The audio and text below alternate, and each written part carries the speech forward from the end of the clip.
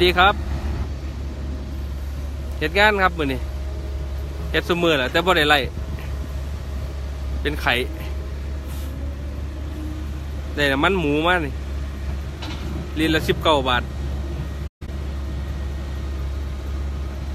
ใครสนใจ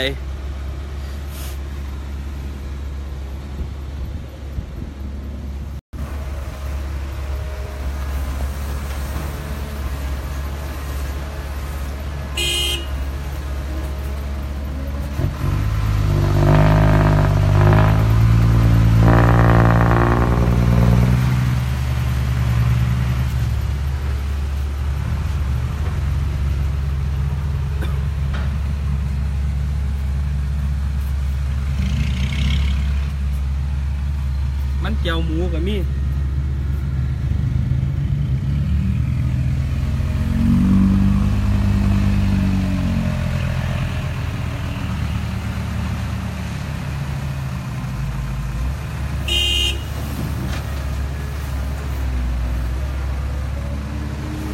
งานในผมสบายๆมันชิวๆอากาศดีๆ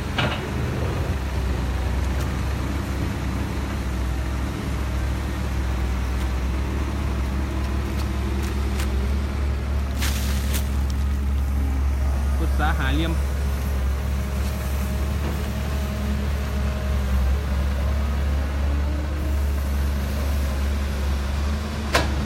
สวัสดีครับเบ้านัดออกทางใดมื้อนี้ครับ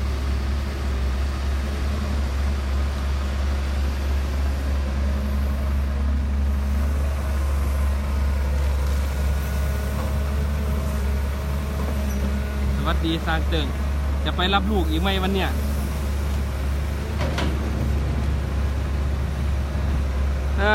มาอะไรยามนี้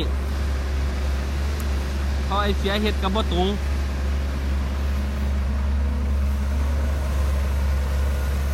ติดฝากระโปรงเกือบบ่ได้น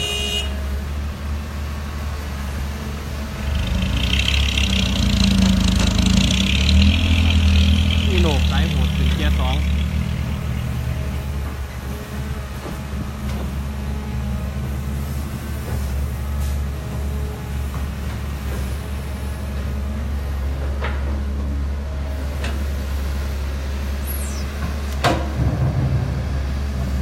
เสียดายดินเด้ผู้ใดมีระเบิดพอได้น้ำใหม่ยัก10 ลูกได้เลยขับรถจ่อบาดาล2 คัน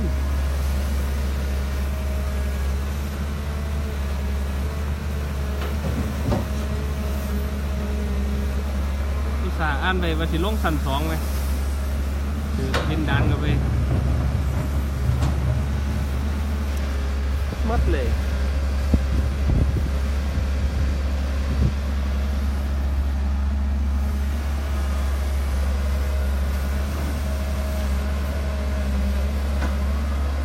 บ่ออกน้ำให้จัดเม็ดเลยเลี้ยงทั้งหมดแล้ว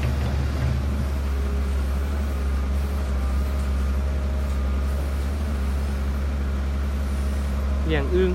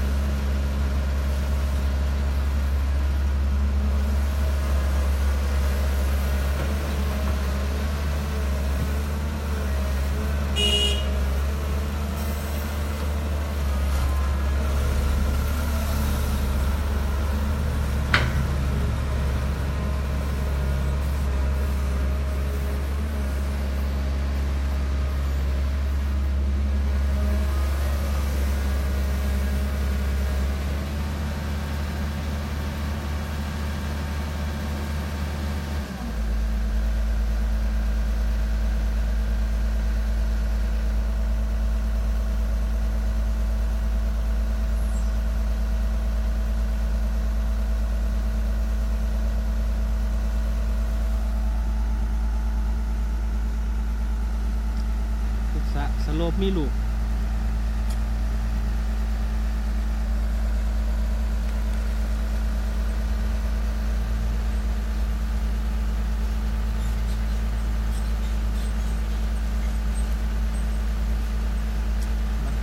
รับวันทำงานเด้อ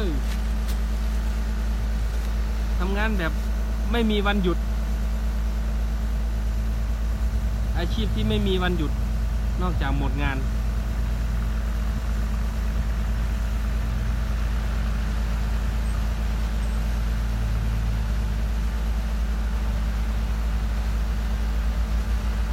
เขามีเสาร์อาทิตย์ทุกคนหรอครับเสาร์อาทิตย์เขาถ้ากันหยุดงานปกใครอยู่บ้านจะฟ้องอยู่ในทงในโขกในหน้าเนี่ย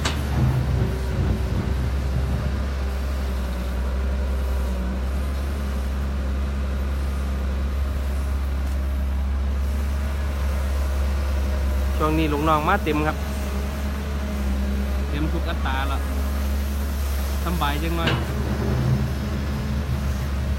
ช่วงลูกน้องบ่มีนี่ครับผู้เดียว3 คันมือหนึ่ง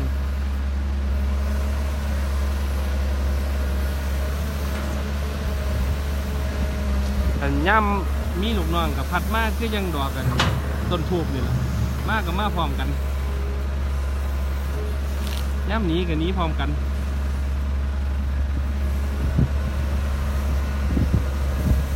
ลูกน้องก็ว่าเป็นชุดไม่เป็นไรดอกหนาเดิมๆเลยละไอ้ใบ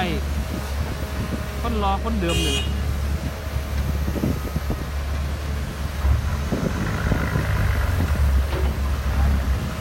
ออกตัวคอยเลยท่านไปเอาก็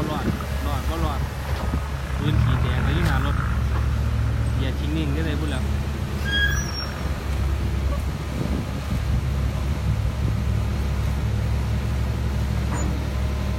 ครับเสียปุ้ยเสียออฟเสียลังสรรค์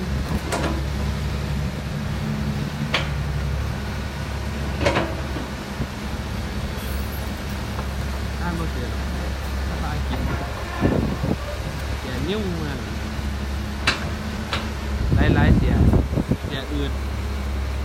เสียนายเสียเติงเสียอดิศักดิ์เสียวิรพงษ์อาม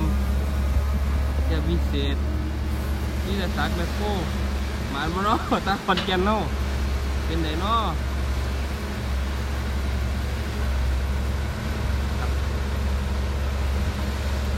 เสียออฟ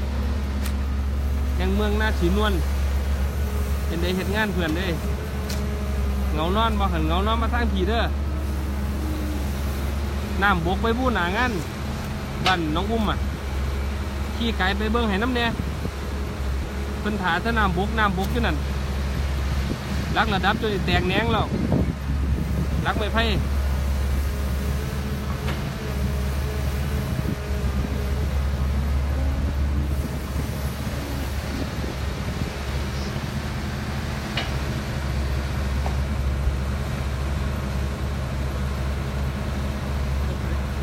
ฮะผมกลับไปโรงงานเมาเหรอบอกไวเกินเนี่ยฮะบอกไวเกินเนี่ยท่านนี่เกินเต็ม